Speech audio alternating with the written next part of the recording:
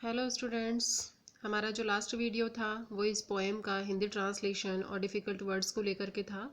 आज हम इस पोएम से रिलेटेड जो भी क्वेश्चन आंसर्स एग्जाम्स में पूछे जाते हैं उसके ऊपर डिस्कशन करेंगे। स्ट्रिंजा वाइज हम क्वेश्चंस देखते हैं कि कौन कौन से क्वेश्चंस ईच स्ट्रिंजा से पूछे जा सकते हैं। देखिए पहला stanza, I hear a sudden cry of pain, there is a rabbit in a snare, now I hear the cry again but I can not tell from where. जैसे पहला क्वेश्चन इसमें से पूछा जा सकता है, what does the rabbit do to get help, कि rabbit जो है वो हेल्प पाने के लिए, एड पाने के लिए, सहायता लेने के लिए क्या करता है। तो रैबिट क्या करता है, क्राई करता है ना। The rabbit cries now and again to get help. Rabbit जो है बार बार चिल्लाता है हेल्प लेने के लिए, सहायता लेने के लिए। नेक्स्ट क्वेश्चन जैसे फर्स्ट स्ट्रिंजा से पूछा जा सकता है, why can't the poet help the rabbit, कि जो पोएट है वो हेल्प क्यों नहीं कर पा रहा था, क्यों नहीं कर पा रहा था। इसके देखिए लास्ट लाइन में लिखा है, but I can not tell from where. Poet को उसकी आवाज़ तो आ रही थी लेकिन उसे समझ नहीं आ रहा था कि जो रैबिट है वो कहाँ है। The poet can't help, question जो है उसी से हम शुरू करेंगे। WH वर्ड को हटा देंगे और क्या लिखेंगे, the poet can't help the rabbit because he is unknown to his where about, कि खरगोश कहाँ पर है उसका उसे आइडिया नहीं था, उसे पता नहीं था। नेक्स्ट जैसे हम देख सकते हैं कि find out from the extract the word which means net. Net के लिए यहाँ पे इस पोएम में कौन सा शब्द यूज़ किया गया है, तो देखिए यहाँ पे स्नेर जो वर्ड है वो जाल के लिए यूज़ किया गया है। तो इस तरह से क्वेश्चन इस स्ट्रिंजा में से पूछा जा सकता है। नेक्स्ट स्ट्रिंजा हम देखते हैं, but I can not tell from where he is calling out for aid, crying on the frightened air, making everything afraid. पहले स्ट्रिंजा में से जैसे पूछा जा सकता है, आई और ही, जो ये दो वर्ड यूज़ किए गए हैं ये किसके लिए यूज़ किए गए हैं। पूछा जा सकता है, who are I and he here, कि यहाँ पर आई और ही कौन है। तो आई किसके लिए आया है, पोएट के लिए आया है, और ही किसके लिए आया है, रैबिट के लिए आया है। तो हम आंसर देंगे, I is the he and he is the rabbit here. ठीक है। नेक्स्ट हम देखते हैं, what do you mean by frightened air. Frightened air जो ये फ्रेज है इसके बारे में पूछा जाता है। तो फ्राइटेंड एयर का यहाँ पर क्या मीनिंग आएगा। फ्राइटेंड एयर से हमने बात करी थी कि frightened air means an atmosphere of fright, atmosphere of fright, भय का वातावरण। नेक्स्ट हम देखते हैं कि एक क्वेश्चन इस तरह से पूछा जा सकता है, find out from the extract the word which means help. तो हेल्प के लिए यहाँ पर क्या शब्द हमने यूज़ किया है, यहाँ पे पोएट ने क्या यूज़ किया है, एड वर्ड को यूज़ किया है। इस तरह का क्वेश्चन भी पूछा जाता है। नेक्स्ट स्ट्रेंजा हम देखते हैं, making everything afraid, wrinkling up his little face as he cries again for aid and I cannot find the place। ठीक है। इसमें से पूछा जा सकता है, राइट द लाइन विद और स्टेटमेंट।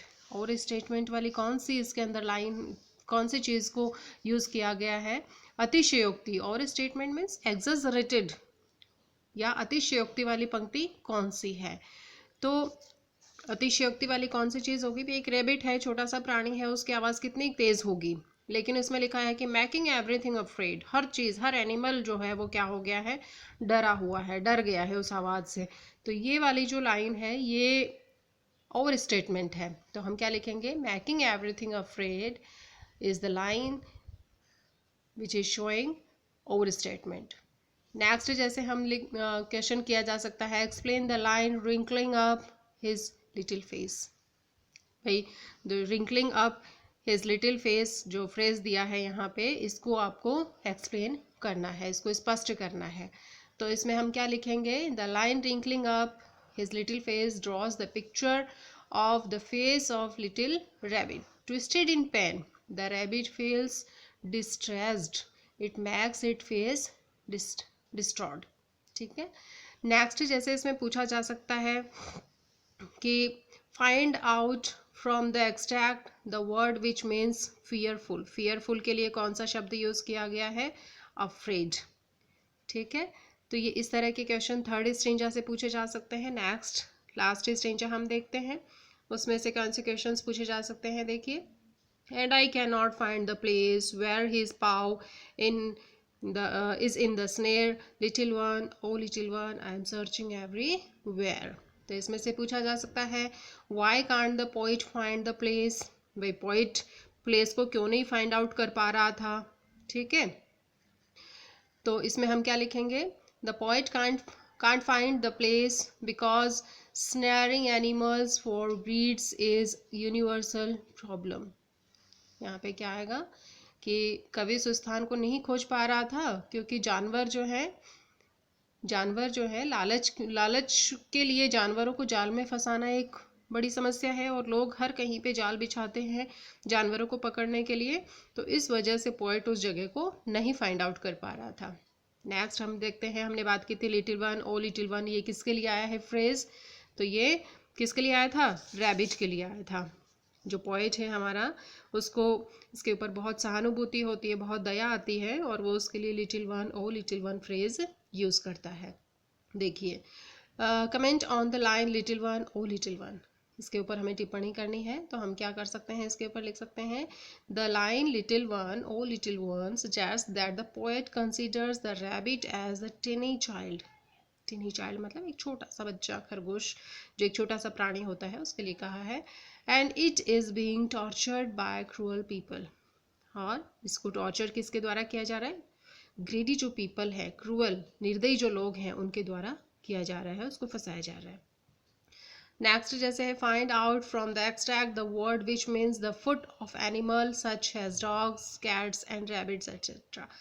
तो इस पंक्ति के अंदर आपसे पूछा जा रहा है कि जानवर के कौन से हिस्से का वर्णन इसमें किया गया है, मीन्स कौन से जो फुट ऑफ एनिमल का वर्ड जो है वो यूज़ किया गया है। तो इसमें क्या यूज़ किया है, पाव वर्ड यूज़ किया था ना, रैबिट का जो पाव था, पंजा जो था वो उसके अंदर फंस गया था। तो इस तरीके से जो क्वेश्चंस हैं वो इस पोएम से रिलेटेड क्वेश्चंस पूछे जा सकते हैं। कई बार पूछ लिया जाता है कि why do you like the poem the snare, तो ये जो पोएम है वो आपको क्यों पसंद है, इसका भी आंसर हमें देना होता है कि I like the poem the snare because it is a fine example of inspire people for the protection of wild animals. इस तरह के क्वेश्चंस भी आपसे पूछे जा सकते हैं और कुछ और भी क्वेश्चंस आपसे पूछे जा सकते हैं, जैसे कि पूछ लिया जाए कि what purpose does the interjection but serve in the poem, तो इसमें हमें देना होता है आंसर कि जो बट इंटरजेक्शन का यूज़ किया गया है वो क्यों यूज़ किया गया है। तो इसमें जैसे बार बार यूज़ किया जा रहा है but I can not tell from where, but I can not tell from where, इस तरह से यूज़ किया जा रहा है ना, तो ये क्यों किया जा रहा है, तो इसमें हमें आंसर देना होता है कि जो इंटरजेक्शन बट का यूज़ किया जा रहा है वो कवि को असहाय बना रहा है, कह रहा है कि मुझे उसकी आवाज़ आ रही है लेकिन मुझे ये नहीं पता कि वो कहाँ पर है।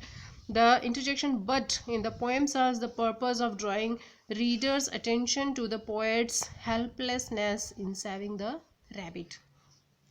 नेक्स्ट जैसे पूछ लिया जाए कई बार कि who is afraid and why, कौन डरा हुआ है, अफ्रेड है ना, सभी लोग, कहा है ना कि हर जानवर जो है वो वहाँ पे अफ्रेड हो रहा है, मेकिंग एवरीथिंग अफ्रेड।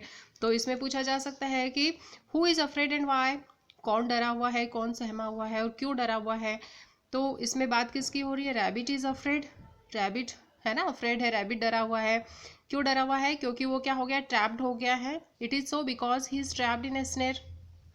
ठीक है, और नेक्स्ट जैसे पूछा जा सकता है कि why is the poet searching for the rabbit, जो रैबिट है उसको पोइट क्यों सर्च कर रहा है, क्योंकि उसको क्या आ रही है, उसकी आवाज़ें आ रही है। The poet is searching for the rabbit because he wants to help the rabbit in the snare, poet क्या करना चाह रहा है, उसकी हेल्प करना चाह रहा है and he is unable to locate the rabbit, और जो पॉइंट है वो उसकी लोकेशन जो है उसको फाइंड आउट करने में अनेबल फील कर रहा है एस। नेक्स्ट जैसे पूछा जा सकता है आपसे कि इसका राइम स्कीम क्या है, तो इसकी राइम स्कीम हमने कल मेंशन की थी, उसके बारे में आप बता सकते हैं इजीली।